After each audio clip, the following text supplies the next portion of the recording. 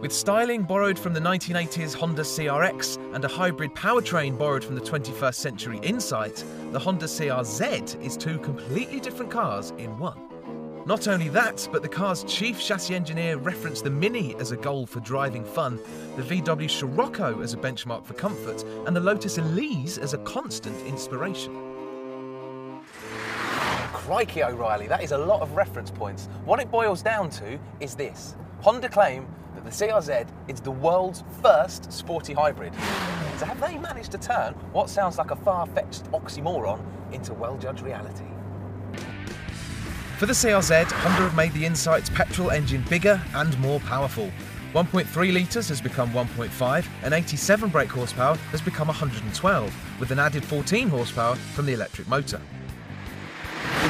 But because of the different revs at which the petrol engine and the electric motor produce their maximum power, the CRZ's total output isn't as simple as just adding 14 to 112. The CRZ's total brake horsepower figure is 122. That's a little bit rubbish, really. And considering it's got a Honda petrol engine, you expect it to rev to 8,000 RPM or something really exciting, but it actually redlines at 6.5. So you're in second gear doing 50, and you think, I've got some more revs. No. With a 0 to 62 time of 10 seconds and a top speed of 124 miles an hour, the CRZ isn't exactly blessed with red-blooded speed. So is it green enough to excuse its slight laziness? It emits 117 grams per kilometre of CO2 and does 56 miles to the gallon, which is basically very reasonable, kind of on par with Mugen diesels and Focus diesels. But when you compare it to other hybrids, like the Prius, which is below 100 grams, and the Honda Insight, which is lurking about the 100 gram boundary, it doesn't sound that good. But that's not to say it's a failure, because it's actually really cheap. Between 16 and 20 grand, which makes it a couple of £1,000s cheaper than its main sporty but environmentally aware rival, the Scirocco TDI.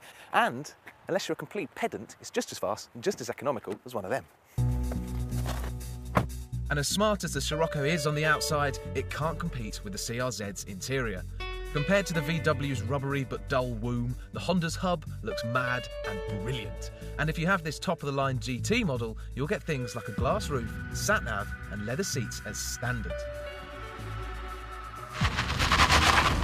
Right, so let's forget about MPGs and CO2s and MPHs and BHPs. Let's find out if it's just a bit of a laugh. The first thing you notice when you push on is that it feels surprisingly light. You don't get the sense of any batteries weighing it down, and you can really tell that there's not a big heavy diesel engine over the front wheels. It feels nimble. It's also got a surprisingly decent exhaust note. Like a lot of apparently raughty exhausts these days, it does feel a little bit artificial, but let's be honest, it's better to have an artificial pulp than no pulp at all. It's also the first hybrid to ever come with a 6-speed manual gearbox, and because it's a Honda gearbox, it's a good one. The CRZ is based on the same platform as the Jazz and Insight, but comes with a wider track, lower centre of gravity and enough suspension twiddles to make it appealing to people who don't wear hemp socks inside their sandals. You can tell that there's a little bit of Honda Insight and Jazz DNA underneath it all, in the way that there's a slightly soft edge to the steering and the brakes and the suspension when you start really pushing on. But it's got a fluid, easy, forgiving way of going around corners that, you know, suits most people perfectly fine. It's probably not quite as sharp as a Scirocco. There's a little bit more roll, there's not quite as much grip, it doesn't quite feel as adjustable on the throttle. But if you're looking for a car that's comfy but will go around corners making a decent noise, then you're probably not going to be too disappointed. There are 3 different driving modes that you can choose from: Sport, Normal and Economy, which affect the way the car drives. I've been in Sport all day, which gives you the firmest steering, sharpest throttle response and the most assistance from the electric motor. But if I was feeling like a particularly well-conscious hybrid owner, I'd probably want to put it in Econ, which immediately makes the car feel a little bit less fun. The throttle is really soft, the steering gets a little bit lighter, and even down to the point where the air conditioning is more efficient to use less fuel.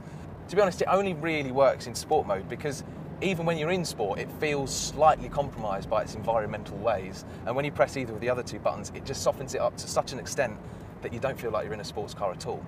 But if you're happy going slower, the CRZ has got some more eco tricks to show off. It actually coaches you in green driving techniques. The display changes colour if you drive too aggressively, and there's even a set of pixelated trees which shed their leaves if you're burning too much fuel. You've then got to drive super sensibly to grow them back again. But in a funny kind of way, all the trees and lights actually make the CRZ a little bit more interactive to drive. It's not going to be everyone's cup of tea, but you can't accuse it of being dull. So while the CRZ isn't the perfect harmony between sports car and hybrids, it's an intriguing machine nonetheless. On paper, the CRZ looks ready for a complete pasting.